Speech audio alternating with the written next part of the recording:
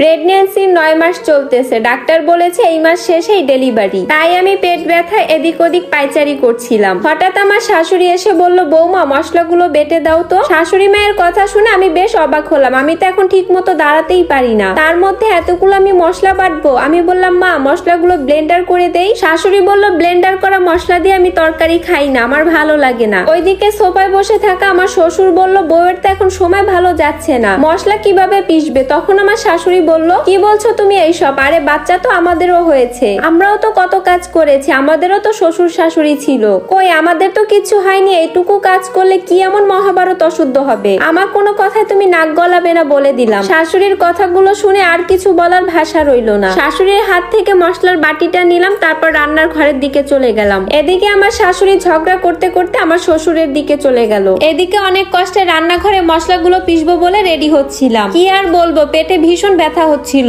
শাশুড়ির মুখের বাজে কথা শুনে মনে হচ্ছিল আমাকে কেউ আঘাত করেছে। হঠাৎ মাথা ঘুরেই পড়ে গেলাম। পড়ে যাওয়ার শব্দ শুনে আমার শ্বশুর এসে আমাকে হাসপাতালে নিয়ে গেল। 4 ঘন্টা পরে জ্ঞান ফিরলো আমার। দেখছি আমাকে সিজার করা হলো। আল্লাহর রহমতে রাজকন্যার মা হলাম। মেয়েকে দেখে সব দুঃখ ভুলে গেলাম। মেয়েটা হাত পা নাড়িয়ে কান্না করছে দেখে মনটা জুড়িয়ে গেল। কিছুক্ষণ পর আমার স্বামী আর আমার শ্বশুর আমার রুমে আসলো। আমার স্বামী এসে মেয়েকে কোলে নিয়ে আদর করতে লাগলো। তারপর আমাকে জিজ্ঞাসা করলো, কেমন আছো তুমি? আমি বললাম, আমি ভালো আছি। আমি এদিক ওদিক তাকাচ্ছিলাম, আমার শাশুড়ি আর আমার ননদকে কোথাও দেখতে পেলাম না। হাসপাতালে 4 দিন ছিলাম। এই 4 দিনে আমার শাশুড়ি আর ননদ একটা বারের জন্য আমার মেয়েকে দেখতে আসলো না। কিন্তু আমার শ্বশুর প্রতিদিনই আসতেন আমাকে দেখতে আর তার নাতনিকে দেখতে। শেষের দিন হাসপাতালের বিল আসলো 35,000 টাকা। আমার স্বামী 15,000 টাকা বিল দিয়েছে, আর বাকি 20,000 টাকা আমার বড় ভাই দিয়েছে। আমি আমার শ্বশুর বাড়িতে যাওয়ার পর আমার শাশুড়ি তো আমার মেয়েকে ছুঁয়েও দেখছে না। পরে আমার শ্বশুর বলল, দেখো এটা তো তোমারই নাতনি আর আমাদের বংশের প্রথম বংশধর। তুমি যদি নাতনিকে আগলে না রাখো তাহলে কেমন দেখায়? দেখো রাগ জিদ থাকা ভালো, তবে এতটা রাগ জিদ থাকা ভালো না।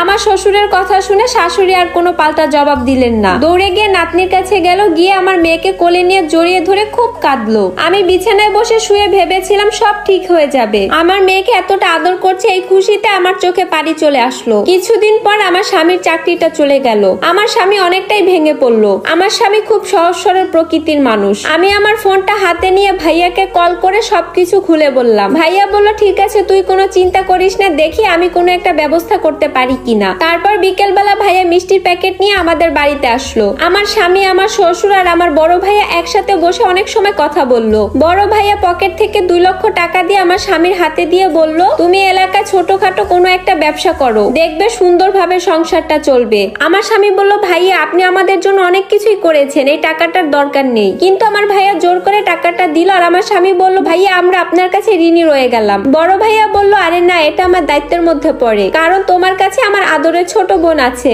ওর সুখই তো আমাদের সুখ। আমার স্বামী ছোট্ট একটা মুদি দোকান চালু করলো। বেচা বিক্রি মোটামুটি ভালোই যাচ্ছিল, আমাদের সংসারও ভালোই চলছিল। আমি একদিন ওয়াশরুমে বসে কাপড় ধুচ্ছিলাম। আমার ননদ কতগুলো কাপড় এনে আমাকে বলল, ভাবি আমার কাপড়গুলো তুমি কেচে দাও। আমার তখন পিরিয়ড চলতেছিল, আর এ সময় মেয়েদের কতটা কষ্ট হয় সবাই তো জানি। তার উপরে আবার সংসারের সমস্ত কাজকর্ম নিজের হাতেই চালানো, বাচ্চাটাকে দেখাশোনা করা। আমি আমার ননদকে বললাম, নিজের কাজটা নিজে করে নিলেই ভালো হয়, সারাদিন তো কোনো কাজে হাত লাগাও না, অন্তত নিজের কাজগুলো নিজে করো, অন্যকে আদেশ করা বন্ধ করো। ননদ তখন রেগে গিয়ে আমাকে বলল, ও বাবা, জমিদারের বেটি আমাদের বাড়িতে এনেছি। আমি আর রাগ কন্ট্রোল করতে না পেরে তখন আমার ননদের সাথে আমার অনেক বেশি কথা কাটাকাটি হয়। এক পর্যায়ে আমার শ্বশুর এসে আমার ননদকে কয়েকটা থাপ্পড় মারে, আর আমি কিছু না বলে কাপড় ধুতে ব্যস্ত হয়ে গেলাম। সন্ধ্যাবেলা যখন আমার স্বামী বাসায় আসে তখন আমার স্বামীর কাছে গিয়ে আমার ননদ কেঁদে কেঁদে আমার বিরুদ্ধে অনেক কথা বলল, যাকে বলে তিলকে তাল করা। আমার স্বামী আমার ননদের কথা শুনে রুমে এসে বেল্ট খুলে আমাকে পিটাতে লাগলো।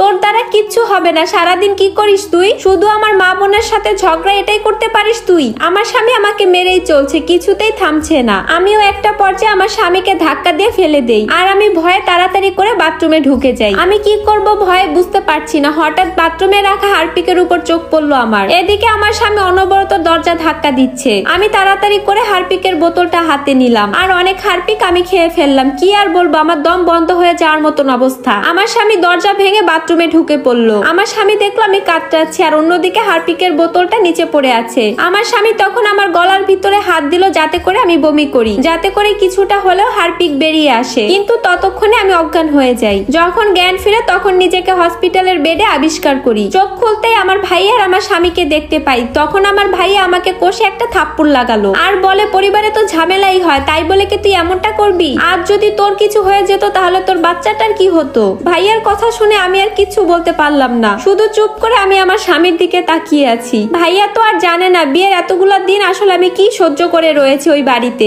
আমার শেষ ভরসা ছিল আমার স্বামী, শেষ পর্যন্ত সেই স্বামীও আমার প্রতি এতটা নির্দয়, এতটা নিষ্ঠুর হয়ে গেল। আমার সহ্যের সীমা পেরিয়ে গিয়েছিল, তাই এটা করতে আমি বাধ্য হয়েছিলাম। এদিকে আমার শ্বশুর, আমার শাশুড়ি আর আমার ননদকে বেধড় মার মারলো। আমি তোমার মেয়েটাকে বিয়ে দিয়েছিলাম, কিন্তু ওই ঘরে থাকতে না পেরে এখানে এসে নিজের ভাবির প্রতি অন্যায় করতেছে। ভাই ভাবির মাঝখানে এত বড় ঝামেলা তুই সৃষ্টি করেছিস। যেই বৌমা এই সংসারের শান্তির জন্য তার বড় ভাইয়ের কাছ থেকে 2 লক্ষ টাকা এনে তোমার ছেলেকে ব্যবসা করতে দিয়েছে, তা না হয় আজকে আমাদের সবাইকে এতদিন পথে বসতে হতো। ঠিক এমন সময় হাসপাতাল থেকে আমরা তখন বাসায় আসলাম। আমার বড় ভাইয়া এসে বলল, যেহেতু আমার বোনের জন্য এতটা অশান্তি এই সংসারে, আমি আমার বোনকে নিয়ে যাব। মনে করেছিলাম অভাবের কারণে সংসারে অশান্তি ছিল, কিন্তু বাস্তবে এসে যা দেখলাম তার সম্পূর্ণ উল্টো। সংসারে এত কিছু হয়ে যাচ্ছে, কিন্তু আমার বোন আমাকে একটা কিছুও বলেনি। আমি আমার বোনের সুখের জন্য সবকিছুই করতে পারি। নেক্সট টাইম আপনাদের সাথে আমার দেখা হবে কোর্টে। এমন সময় আমার ভাইয়া আমাকে নিয়ে যাওয়ার সময় আমার স্বামী, আমার শাশুড়ি, ননদ আমার ভাইয়ের হাত ধরলো। তখন ওরা বললো, আমাদেরকে আরেকটা বার সুযোগ দিন, আমরা আমাদের ভুল বুঝতে পেরেছি। শাশুড়ি বলল, বৌমা তুমি আমাদেরকে মাফ করে দাও। ননদ দৌড়ে এসে আমার পা জড়িয়ে ধরে বলল, প্লিজ ভাবি তুমি আমাদেরকে মাফ করে দাও, আমি আজকেই আমার সংসারে ফিরে যাব। আমি তখন আপন মনে সবাইকে জড়িয়ে